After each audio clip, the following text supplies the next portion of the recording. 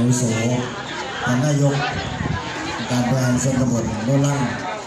นะครับหัวหน้าส่วนราชการวันนี้นะครับสำนักบริษัทอำเภอเมืองนะครับมีมาบริการพี่น้องนะครับอำเภอริมแต่นี่มีสะพานนะครับยาท่าพิยาผมก็ว่าได้เสียเบิร์ดละมั้งครับผู้ใดสนใจมากครับว่าสิ่งที่ดูรอบริการดูนะครับแล้วก็มีเรื่องประชาสัมพันธ์ให้ทราบอีกเรื่องหนึ่งเป็นเรื่องสำคัญก็คือโครงการโค่เรือสู่โควิดนะครับเป็นเงินกู้จากรัฐบาลดอกเบี้ย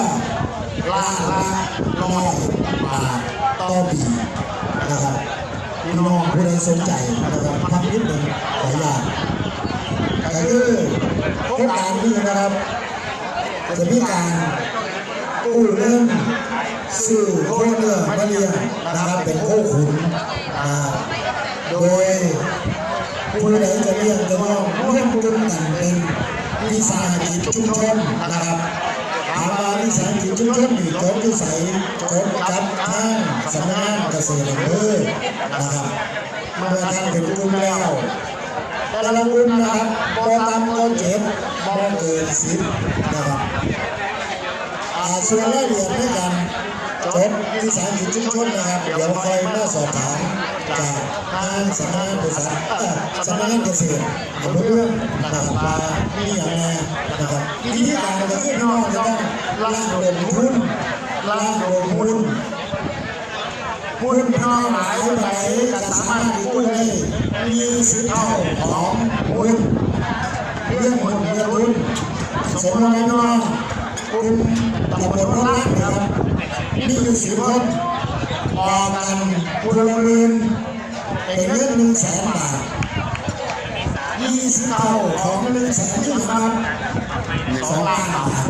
พี่น้องสามารถกู้เงินมาซื้อว่าเลี้ยงได้2 ล้านบาทอาจจะได้ว่า10 ล้านอาจจะต้องมาดูทุนให้สูงกว่านั้นนะครับหลังจากพี่น้องไปจดวิสาหกิจชุมชนแล้ว